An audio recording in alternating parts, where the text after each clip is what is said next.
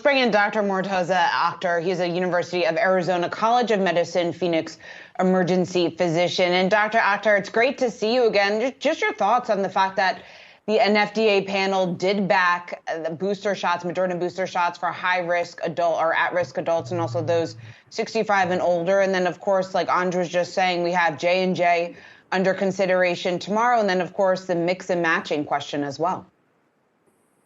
Shauna, good to be back. All great questions. We know that boosters seem to increase the antibody response. And at least looking at some of the countries, the booster shots also decrease the rate of severe sickness and hospitalization.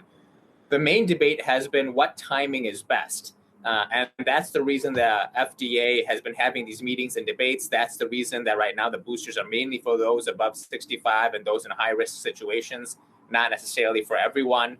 But the data keep being churned out, both in other countries as well as in our own. And I think it is interesting to note that it seems to be more effective of a response if you've had the J&J vaccine before to get one of the mRNA ones now. It makes sort of sense physiologically, but the data are seeming to bear that out as well.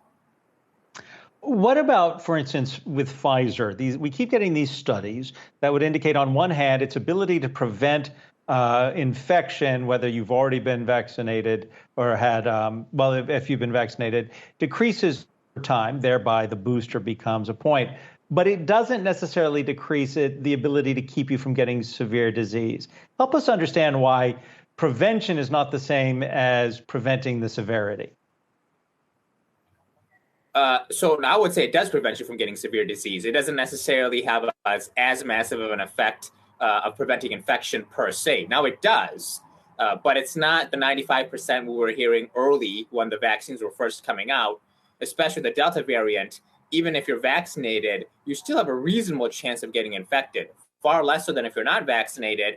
But the most important effect is the severe disease part. And by severe disease, we usually mean people who are sick enough to be hospitalized.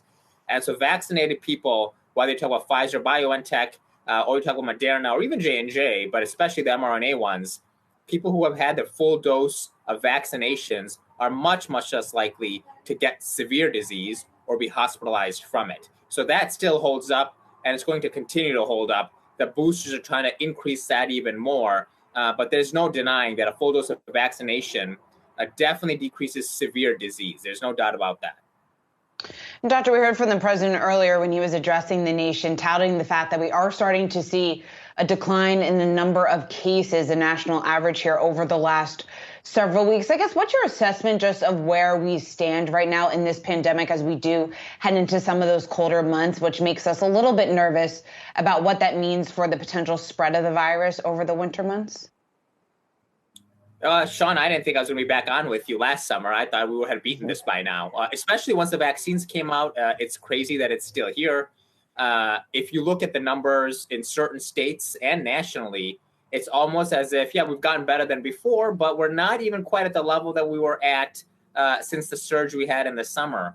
And my concern is with the holidays coming up, and by holidays, I mean Thanksgiving and Christmas, we know people are going to congregate. They did last year, even before the vaccines were out. They're definitely going to this year.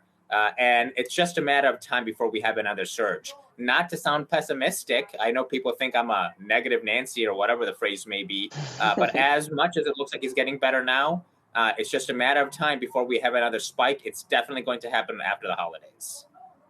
With that in mind, though, we have experience now where people congregate in tightly confined spaces and we don't get super spreader events. I'm talking about airplanes. Now, I realize they have circulation systems and HEPA filters, but what could we do on the ground that might not be that expensive to replicate that kind of protection, or would it be too expensive? Well, the other thing airplanes have beyond the great ventilation is the FAA mask mandate. Anytime you're on a flight, they will always tell you they are bound to have you wear a mask to not make their jobs any harder. And if you do, you'll be banned from the flight.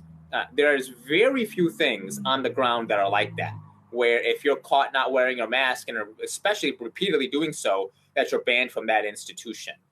So if we had a similar situation, which is very hard to do, especially in small congregated indoor settings, then I think it would be a lot more effective. Remember, other countries were able to do it, right? Even before the vaccine, other countries had beaten COVID, and they had done it by distancing and masking. And we just refuse to do that. And the reason airplanes aren't as much of a hotbed is because they have good ventilation, for one, but two, they have the mask mandates. It's pretty simple. You don't need to run a great experiment. It's already been run. If we had something like that on the ground, I think we'd be very effectively preventing transmission.